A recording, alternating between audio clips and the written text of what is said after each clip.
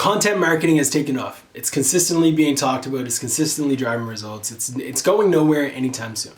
I believe content is the foundation of the internet, and because content is the foundation of the internet, content marketing is going to continue to play a role in the way that brands connect with their customers. In this video, I want to share with you six insights into content marketing that you need to be embracing if you want to have a content strategy that drives results. Let's get to it. So the first thing that you need to know about the value of content marketing is this. This is an idea that is talked about often, but it's something that is often overlooked. It's the idea that you need to create a ton of content to win. That's not the reality. The reality is, if you can create high value content, I'm talking highly valuable to the audience in which you're trying to reach, it doesn't need to happen every single week. If you can create 4 posts every single year and those posts go after keywords that are extremely relevant to your audience and the content on the other end of that click is ridiculously valuable and it connects with them in an emotional way that inspires them to take action related to what you want them to do, that might be signing up for your product, that might be downloading a free resource, that might be reaching out to your sales team, that might be asking for a demo, whatever it may be. If you can create assets that are that valuable, that work for you 365 days a year, just pressing publish on those 4 times every single year can be enough to drive results through your content marketing strategy. You don't necessarily need to over-invest, especially when you are early stage with your company, when you are an early stage organization. You may not have the budget to create a ton of assets. So maybe you need to just develop 4 or 6 or 8 or 10 a year. If that's the case, that's okay. Create a small amount of content, but make that content so good that it is undeniable. The second insight into content marketing strategies is recognizing the value and importance of content diversification. What do I mean by content diversification? I'm talking about the same way that you wouldn't put everything into one stock, or at least you shouldn't put everything into one stock. In content marketing, you shouldn't put everything into one single type of content. You want to diversify that as much as you can. You may want to have one asset that has the goal of ranking in Google, but you want other assets to have goals like showcasing your corporate culture. You might have other assets that have the goal of being used by your sales team to nurture a relationship. You might have some assets that have the goal of simply resonating with folks on a subreddit or in a Quora answer or in a LinkedIn group or in a Slack group, whatever it may be. You have to have a diverse amount of different pieces of content to ensure that you're not putting all of your eggs in one basket, and then if that algorithm changes, it messes everything up. The third thing that you need to understand when you're developing your content marketing strategy is the importance of distribution. Content distribution is oftentimes overlooked. It's simple. When you press publish on a piece of content, the life cycle of that article, the life cycle of that ebook, the life cycle of that white paper, whatever it is that you have developed doesn't end there.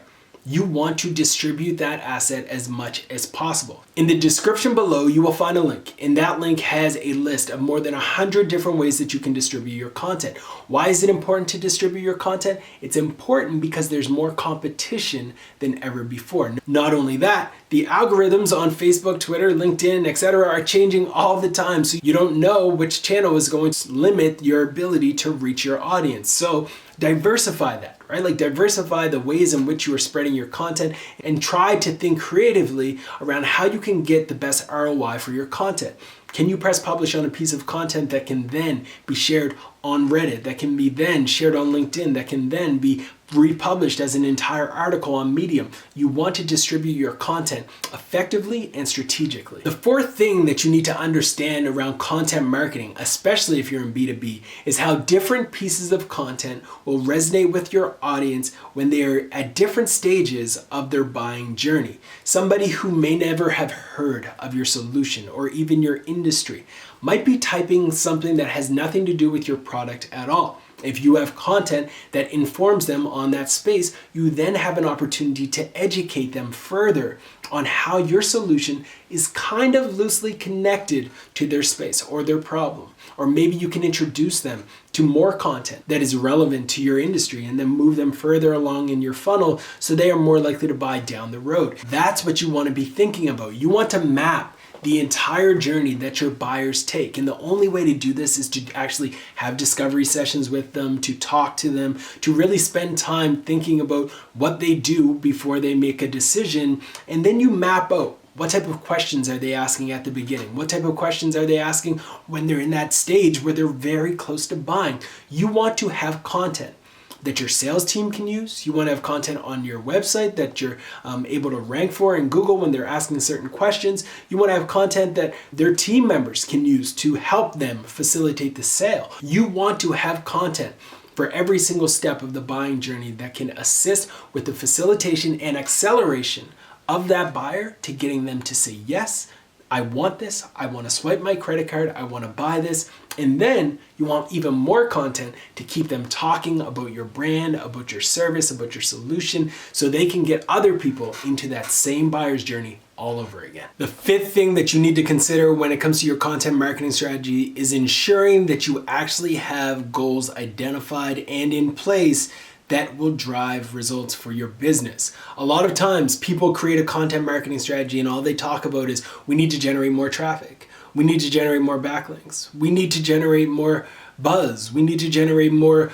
engagement on our content. I have never seen anyone put a down payment on a mortgage using traffic. I've never seen anyone pick up the tab using likes or engagement. I am sorry. You need to be thinking how your content can facilitate real results. That may be, from a marketing lens, qualified leads. That may mean generating SQLs. That may mean content that has the ability to facilitate the sale. I'll include some definitions for some of the acronyms that I've thrown out in this video in the description below. But it is so important that you embrace the value of understanding traffic metrics. You embrace the value of understanding backlink metrics, shares, etc. All of those things are important. Generating just leads as a whole. Important metrics.